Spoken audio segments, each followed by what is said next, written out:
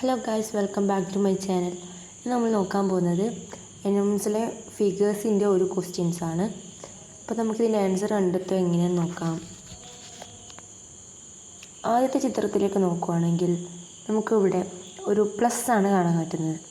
ഇതിൽ രണ്ടാമത്തെ ചിത്രം എന്ന് പറയുമ്പം ആ ഒരു പ്ലസ് അതിൽ തന്നെ ഉണ്ട്. അതുപോലെ മൂന്നാമത്തെ ചിത്രത്തിൽ ആ പ്ലസ് ഉണ്ട്. ശരി, രണ്ടാമത്തെ ചിത്രത്തിൽ ആ പ്ലസിൻ്റെ കൂടി ഒരു തെറ്റ് വന്നിട്ടുണ്ട്. ശ്രദ്ധിച്ച് നോക്കി, ഒരു തെറ്റ് കാണാം. മൂന്നാമത്തെ ചിത്രത്തിൽ ആ തെറ്റിന് പകരം അതിൻ്റെ ഓരോ സൈഡിലായിട്ട് 4 ഡോട്ട്സ് ഇട്ടിട്ടുണ്ട്. അടുത്ത ചിത്രം നോക്കൂ, കണ്ടോ? ഇതേപോലത്തെ ഒരു ചിത്രം.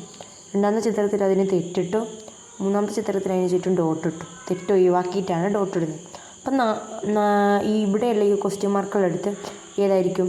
അപ്പോൾ അത് കണ്ടെത്തണമെങ്കിൽ ആദ്യം നമുക്ക് ഈ ഒരു ചിത്രം, ഇപ്പോൾ ഇവിടെ കണ്ട ഒരു ചിത്രം, ഈ ഒരു ചിത്രം 3 എണ്ണത്തിലുണ്ട്. അപ്പോൾ ഇവിടെയും ഉറപ്പായിട്ടും ഈ ഒരു ചിത്രം ഉണ്ടാകും.